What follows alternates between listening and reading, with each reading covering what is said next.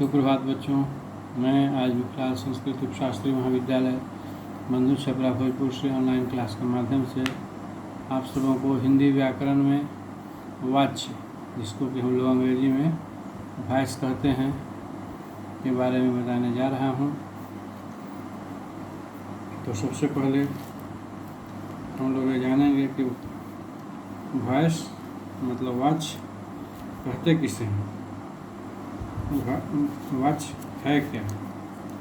तो वाच्य क्रिया का वह रूप है जो यह बताता है कि क्रिया व्यापार का मूल संचालक करता है अथवा कर्म। यह इस बात की ओर संकेत करता है कि कर्ता क्रिया को करने में समर्थ है अथवा नहीं। मोहन पत्र लिखता है, मोहन द्वारा पत्र लिखा जाता है और मोहन से पत्र नहीं लिखा जाता। अब इन वाक्यों में हम लोग पाते हैं कि प्रथम वाक्य में क्रिया का रूप स्पष्ट करता है कि कर्ता द्वारा निर्दिष्ट व्यक्ति मोहन कुछ कार्य करता है, मतलब पत्र लिखता है। अतः प्रथम वाक्य में क्रिया के रूप से स्पष्ट है कि यहाँ कर्ता की प्रधानता है। और द्वितीय वाक्य में क्रिया का रूप बताता है कि कुछ कार्य होता है, मतलब क्या होता है, पत्र लिखना होता है और वह कर्ता के द्वारा किया जाता है। मोहन द्वारा पत्र लिखा जाता है, कर्ता के द्वारा किया जाता है। अतः यहाँ कर्म कौन, पत्र की प्रधानता है और वही क्रिया व्यापार का मूल संचालक है। और तीसरा वाक्य जो था, मोहन से पत्र नहीं लिखा जाता, तो इसमें न तो कर्ता की प्रधानता है और न ही कर्म की, यहाँ भाव की प्रधानता है। यह वाक्य केवल यह बताता है कि कर्ता मोहन जो है क्रिया करने में समर्थ है। इस प्रकार हम देख रहे हैं कि ये तीनों वाक्य क्रमशः कर्ता, कर्म और भाव की प्रधानता को सूचित करते हैं। क्रिया के विभिन्न रूपों का इस प्रकार की सूचना देना ही वाक्य कहलाता है। या जैसा कि हम पहले ही बताया कि इसको हम लोग परिभाषित ऐसे भी कर सकते हैं कि वाच्य क्रिया का वह रूप है जो यह बताता है कि क्रिया व्यापार का मूल संचालक कर्ता है अथवा कर्म। यह इस बात की ओर संकेत करता है कि कर्ता क्रिया को करने में समर्थ है अथवा नहीं। यह इसका परिभाषा हम लोग यह भी दे सकते हैं कि क्रिया के उस परिवर्तन को वाच्य कहते हैं जिसके द्वारा इस बात का बोध होता है कि वाच्य के अंतर्गत कर्ता, कर्म अथवा भाव इनमें से किसकी प्रधानता है, इनमें किसके अनुसार क्रिया के पुरुष वचन आदि आए हैं। इस परिभाषा के अनुसार वाक्य में क्रिया के लिंग वचन चाहे तो कर्ता के अनुसार होंगे अथवा कर्म के अनुसार अथवा भाव के अनुसार। अब है कि कर्ता, कर्म अथवा भाव की प्रधानता के आधार पर हिंदी में सामान्यतः वाच्य जो है उसके कितने भेद माने जाते हैं, 3 भेद। कौन कौन? तो पहला है कर्तृवाच्य, जिसको हम लोग कहते हैं एक्टिव वॉइस। इसके 3 भेद हैं। पहला है क्या, कर्तृवाच्य, जिसको हम लोग अंग्रेजी में क्या कहते हैं, कर्तृवाच्य को एक्टिव वॉइस, एक्टिव वॉइस। दूसरा है, उसके बाद कर्मवाच्य,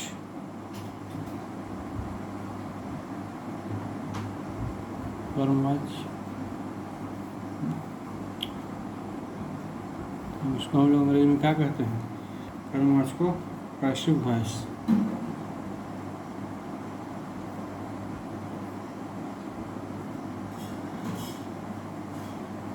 और तीसरा है कर्तृवाच्य, कर्मवाच्य और तीसरा है भाववाच्य।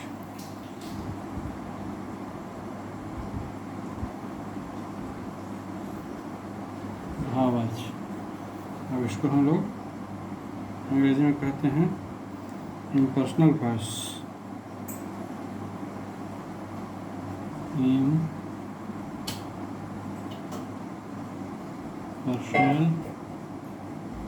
वॉइस। अब वाच्य के यही तीन भेद हैं, कर्तृवाच्य, कर्मवाच्य और भाववाच्य। अब कर्तृवाच्य इसको एक्टिव वॉइस कहते हैं। इसमें क्रिया का सीधा संबंध कर्ता से होता है तथा क्रिया के लिए वचन भी कर्ता के अनुसार ही होता है। इस प्रकार जिस प्रयोग में क्रिया द्वारा कही गई बात का मुख्य विषय कर्ता हो उसे हम कर्तृवाच्य कहते हैं। जैसे राधा कपड़े सी रही है, रमेश खाना खा रहा है, मैं पुस्तक लिखता हूँ। अब इन वाक्यों में क्रिया का संबंध राधा, रमेश और मैं से है, इसलिए इसे कर्तृवाच्य या कर्तरी प्रयोग कहा जाएगा। या हम लोग कर्तृवाच्य का और छोटा में अगर परिभाषा लिखना चाहें तो भी वो लिख सकते हैं कि क्रिया के उस रूपांतर को कर्तृवाच्य कहते हैं जिससे वाक्य में कर्ता की प्रधानता का बोध हो। जैसे उदाहरण हो गया कि लड़का खाता है, मैंने पुस्तक पढ़ी। उसी प्रकार दूसरा है कर्मवाच्य, पैसिव वॉइस। इसमें क्रिया का सीधा संबंध कर्म से होता है। कर्म की प्रधानता वाले इन वाक्यों में कर्म कर्ता की स्थिति में होता है और क्रिया का रूप कर्म के अनुसार परिवर्तित होता है। कर्म के लिंग वचन पुरुष के आधार पर क्रिया में परिवर्तन होता है। इसमें एक से अधिक क्रियापदों का प्रयोग होता है तथा इसकी मुख्य क्रिया सकर्मक होती है। यह ध्यान देना है कि इसकी मुख्य क्रिया सकर्मक होती है।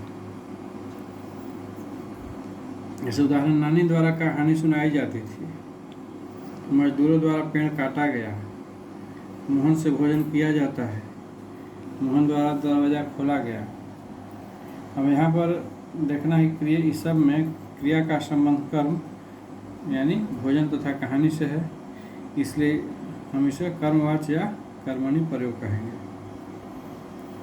और इसको और छोटा परिभाषा में लिखना होगा, हम लोग लिखेंगे कर्मवाच्य का कि क्रिया के उस रूपांतर को कर्मवाच्य कहते हैं जिससे वाक्य में कर्म की प्रधानता का बोध हो। जैसे पुस्तक पढ़ी जाती है, खाया जाता है।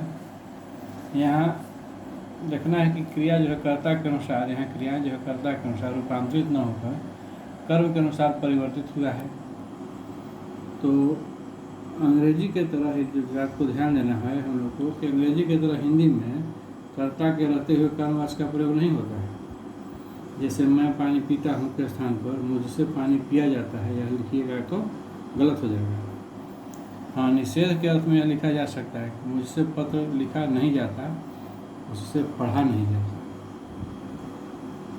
तो यह था कर्मवाच्य। अब तीसरा है भाववाच्य, जिसको हम लोग इम्पर्सनल वॉइस कहते हैं। इसमें क्रिया का संबंध कर्ता और कर्म से न होकर भाव से होता है। इसमें क्रिया के पुरुष, वचन और लिंग कर्ता अथवा कर्म के अनुसार न होकर हमेशा अन्य पुरुष, पुल्लिंग एक वचन में ही रहते हैं। इसमें मुख्य रूप से अकर्मक क्रिया का ही प्रयोग होता है। साथ ही प्रायः निषेधार्थक वाक्य ही भाववाच्य कहलाते हैं। जैसे अब इसका उदाहरण हुआ कि उससे पढ़ा नहीं जाता, विमला से खाया नहीं जाता। और हम लोग यहाँ देख रहे हैं किन वाक्यों में क्रिया का संबंध नहीं के भाव से है, इसलिए इसे भाववाच्य या भाव प्रयोग भी हम लोग कहते हैं।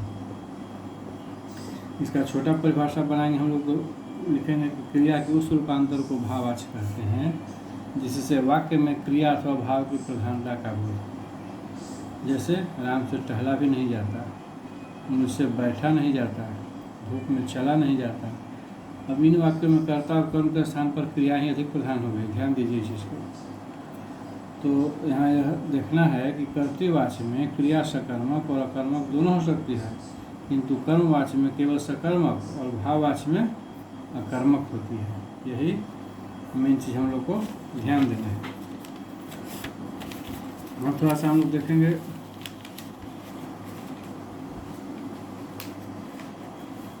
कि कर्मवाच्य भाववाच्य में अंतर क्या है, यह दोनों में क्या अंतर है। तो कर्मवाच्य और भाववाच्य में प्रमुख अंतर क्या है? तो इसका मुख्य रूप से तीन अंतर है। जैसे पहला कि कर्मवाच्य में कर्म अवश्य रहता है, परंतु भाववाच्य में वह कभी नहीं होता। दूसरा अंतर है कि कर्मवाच्य में जा का प्रयोग वैकल्पिक रूप से होता है, जबकि भाववाच्य में इसका प्रयोग अनिवार्य रूप से होता है। जैसे कर्मवाच्य का उदाहरण लीजिए, मोहन द्वारा दरवाज़ा खोला गया, यह कर्मवाच्य हुआ। भाववाच्य में उदाहरण देखिए कि बिमला से खाया नहीं जाता, यह भाववाच्य हुआ। अब तीसरा अंतर है, मुख्य अंतर दोनों में, कर्मवाच्य और भाववाच्य में, कि कर्मवाच्य की क्रिया सदैव सकर्मक होती है, जबकि भाववाच्य में अकर्मक या सकर्मक क्रिया का अकर्मकवत प्रयोग होता है। तो यह था दोनों में अंतर। अब वाच्य परिवर्तन थोड़ा सा हम लोग जान लें, जिसको हम लोग कहते हैं अंग्रेजी में ट्रांसफॉर्मेशन ऑफ वॉइस। तो वाच्यों में कर्तृवाच्य, कर्मक और सकर्मक दोनों प्रकार की क्रियाओं से, कर्मवाच्य सकर्मक क्रियाओं से तथा भाववाच्य केवल अकर्मक क्रियाओं से ही बनते हैं। यहाँ कर्तृवाच्य से कर्मवाच्य का भाववाच्य बनाने की विधियाँ पर अलग अलग हम लोग तरीके से देखेंगे, पढ़ेंगे। तो सबसे पहले देखेंगे हम लोग कर्तृवाच्य से कर्मवाच्य बनाना। तो कर्मवाच्य केवल सकर्मक क्रियाओं से ही बनते हैं, अतः कर्तृवाच्य से कर्मवाच्य बनाते समय हम लोग को कुछ खास परिवर्तन करना होता है। जैसे पहला क्या परिवर्तन होगा, तो कर्तृवाच्य के मुख्य कर्ता के साथ से और कभी कभी द्वारा विभक्ति जोड़कर उसे कर्ण कारक बना दिया जाता है। जैसे रमा का बनाएंगे रमा से, राजू ने, राजू से, मैंने, मुझसे या मेरे द्वारा। और इसी प्रकार दूसरा है कि जा धातु के क्रिया रूप कर्मवाच्य की सामान्य भूतकालिक मुख्य क्रिया के लिंग वचन आदि के अनुसार जोड़कर साधारण क्रिया को संयुक्त क्रिया बना दिया जाता है। जैसे खाता है क्या हो जाएगा खाया जाता है, घूमता हूँ का हो जाएगा घूमा जाता है, को मारा को हो जाएगा को मारा गया, लिख रहे थे हो जाएगा लिखे जा रहे थे। तो कर्तृ से कर्मवाच्य बनाते समय दो बात, और तीसरा बात अंतिम है जो उस पर ध्यान देना है कि कर्मवाच्य की क्रिया के लिंग वचन आदि वाक्य के कर्म के अनुसार प्रयोग किए जाते हैं। अब कुछ उदाहरण देखिए। कर्तृवाच्य का उदाहरण, आज आचार्य ने सुंदर भाषण दिया। अब इसको कर्मवाच्य में बनाएंगे तो कि आज आचार्य द्वारा सुंदर भाषण दिया गया। इसी प्रकार है मैंने पत्र लिखा, कर्तृवाच्य है। अब कर्मवाच्य बनाएंगे तो लिखा है कि मुझसे पत्र लिखा गया। राम ने रावण को मारा, यह कर्तृवाच्य है। अब इसको कर्मवाच्य बनाएंगे तो कि राम के द्वारा रावण को मारा गया। तो यह था उदाहरण। अब कर्तृवाच्य से भाववाच्य बनाना है, देखिए वो कैसे बनेगा। तो भाववाच्य केवल अकर्मक क्रियाओं से ही बनते हैं, अर्थात उसमें कर्म नहीं होता। अतः कर्तृवाच्य से भाववाच्य बनाते समय हम लोग को चार बात को ध्यान देना है। कौन कौन? तो पहला है कि कर्तृवाच्य से कर्मवाच्य बनाने की विधि के नियम जो है और पूर्व में जो बताया गया था दो को सबसे पहले वाला, वो यहाँ पर भी लागू होता है। और दूसरा है कि वाक्य की क्रिया भाव को ही वाक्य का कर्ता बना दिया जाता है। जैसे हंसता है कहा जाएगा हंसा जाता है, खेला कहा जाएगा खेला गया, सोएगा कहा जाएगा सोया जाएगा, रो रही है कहा जाएगा रोया जा रहा है। तो यह दूसरा हुआ नियम। अब तीसरा है कि जा धातु के क्रिया रूप कर्तृवाच्य के काल भेद के अनुसार जुड़ जाते हैं। और चौथा है कि क्रिया सदैव अन्य पुरुष पुल्लिंग तथा एक वचन में ही रहती है। अब इसका कुछ उदाहरण हम लोग देख लें। तो अगर कर्तृवाच्य हम लोग लिखते हैं कि मैं नहीं खाता, तो इसका भाववाचक हो जाएगा मुझसे खाया नहीं जाता। वह खाता है कर्तृवाचक का भाववाचक बनाएंगे तो लिखा जाएगा उससे खाया जाता है। वह नहीं दौड़ता है कर्तृवाचक का भाववाचक बनाएंगे तो उसमें हो जाएगा उससे दौड़ा नहीं जाता। कर्तृवाचक अगर वे जाते हैं तो भाववाचक हो जाएगा उनसे जाया जाता है। राधा नहीं पढ़ती है कर्तृवाचक है तो भाववाचक हो जाएगा राधा से पढ़ा नहीं जाता। तो इस प्रकार ये सब उदाहरण है कर्तृवाचक से भाववाचक बनाने वाला। अब वाच्य के बारे में हम लोग जानकारी प्राप्त कर लिए। अब आज के क्लास में इतना ही। कल के क्लास में हम लोग फिर टेंस यानी काल के बारे में जानकारी प्राप्त करेंगे। तब तक के लिए आप सभी बच्चों को शुभ दिन।